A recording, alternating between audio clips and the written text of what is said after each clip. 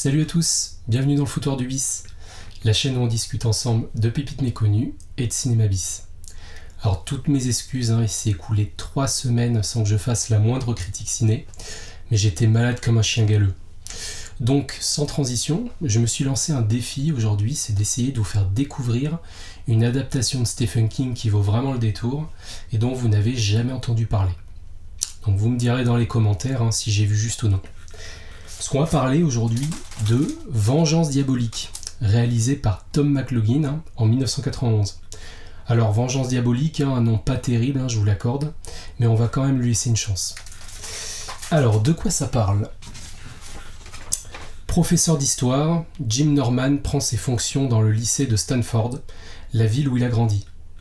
Impossible pour lui de ne pas se souvenir que, 17 ans plus tôt, son frère aîné y a été poignardé par 3 loupards, fauchés par un train dans leur fuite. Un souvenir douloureux et toujours très présent. Il l'est davantage encore à partir du jour où, dans une classe déjà hostile, il voit arriver un nouvel élève qui ressemble trait pour trait à un des tueurs dont l'image le hante. Et ce n'est que le premier. Alors, ce film est tout simplement inconnu au bataillon. À tel point, pour vous dire que il n'est même pas présent dans ce superbe livre spécialisé des adaptations de Stephen King au cinéma. Et à la télévision d'ailleurs.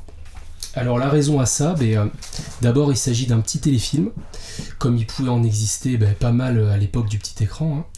Et ajouter à cela le fait qu'il s'agit d'une nouvelle peu populaire, à moins d'être un fan inconditionnel de King. Il s'agit d'une version à petit budget de Cours Jimmy Court, qui est issue du recueil de nouvelles Danse macabre, qui est sorti en 1978. Alors vous devez savoir que moi je suis un amoureux de l'écrivain, vraiment, je possède la quasi-totalité de l'œuvre, dont la plupart c'est des beaux livres reliés d'époque. Et je dois dire que, alors je mets de côté les chefs-d'œuvre du cinéma qu'on connaît tous, Shining, Les Évadés, tout ça. Je suis plutôt, moi, attaché aux anciennes adaptations plutôt qu'aux récentes. Pour la simple et bonne raison qu'aujourd'hui, les scénaristes, ils s'accordent pas mal de liberté et ils tiennent plus vraiment compte des différentes péripéties présentes dans les livres. Et ils utilisent seulement l'idée de base.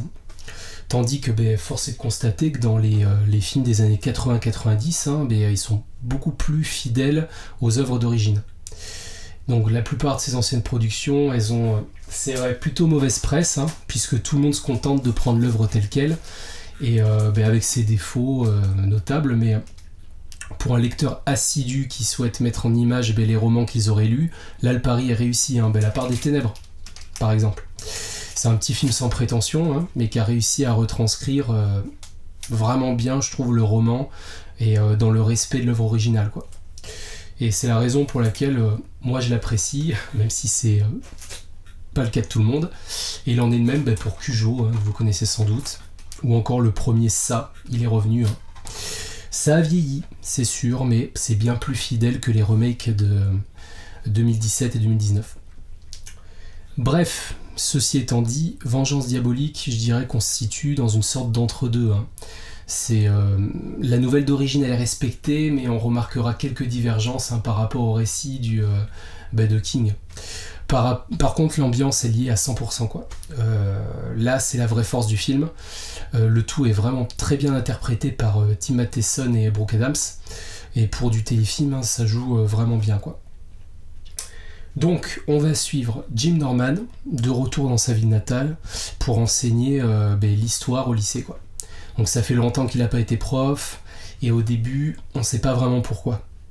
On sait juste qu'il a changé de voie en cours de route pour devenir peintre en bâtiment, et il s'installe avec sa femme et son fils dans une maison non loin de celle de son enfance, et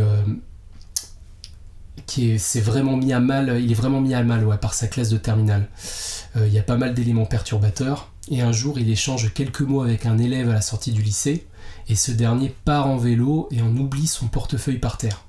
Alors Jim il s'empresse de le suivre, il va le ramasser et le suivre en voiture, et il va constater que le jeune il est poursuivi par une vieille voiture noire avec des flammes sur le côté, un pot d'échappement qui crache du feu, et le véhicule finira par propulser le jeune homme par-dessus un pont qui sera tué sur le coup. Donc c'est la mort dans l'âme que Jim retournera en classe pour donner cours à ses élèves, et il découvrira avec horreur que l'élève qui a pris possession du bureau du jeune défunt, c'est un des 4 gars qui ont agressé et tué son petit frère 17 ans plus tôt. Donc voilà pour le début de l'intrigue.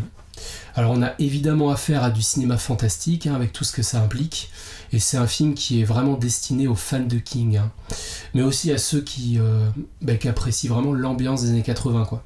Parce qu'on est en 91, mais le long métrage il garde encore les stigmates de la décennie écoulée, et clairement les maquillages, les décors nocturnes, avec cette base de fumée colorée, ça transpire vraiment les 80s, quoi.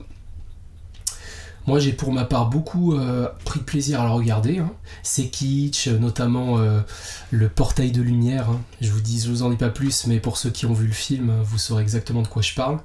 Et ça peut en rebuter plus d'un, mais si vous avez l'habitude de vous farcir des tas de films bis comme moi, ça passera comme une lettre à la poste. Les costumes, les effets spéciaux, sans être parfait, ça n'a rien de ridicule, C'est filmé en scope tout de même, La réalisation elle est plutôt soignée pour un téléfilm. Tom McLoughlin, il sait tenir une caméra. Moi je l'avais déjà connu dans une première réalisation qui s'appelle One Dark Night. C'est un film d'horreur où une jeune femme va passer toute la nuit dans un mausolée. Et je vous le conseille si vous aimez les films d'horreur bien rétro. Alors il scénarisera et réalisera aussi Vendredi 13. C'est Jason le mort-vivant. Alors je sais plus si c'est le 5 ou le 6, mais c'est un épisode qui est très porté sur l'humour et dont plus grand n'importe quoi. C'est une version vraiment jouissive du tueur au masque de hockey. Et voilà ce que je pouvais vous dire sur Vengeance Diabolique sans vous spoiler. Si vous souhaitez vous le procurer, donc on a eu le droit à une très belle édition. Voilà, de BQHL je crois. Ouais. L'image elle est soignée, bravo pour la restauration. Côté son, rien de fou, c'est du 2.0. Avec français, sous-titres français. Mais bon, c'est amplement suffisant.